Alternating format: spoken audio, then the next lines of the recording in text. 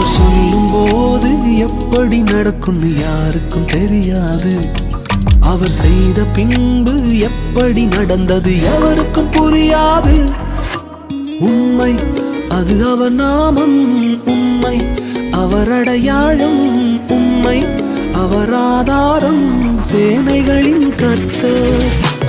உண்மை அது அவர் நாமம், உண்மை அவர் அடையாளம், உண்மை அவர் ஆதாரம், சேனைகளின் கர்த்தர்.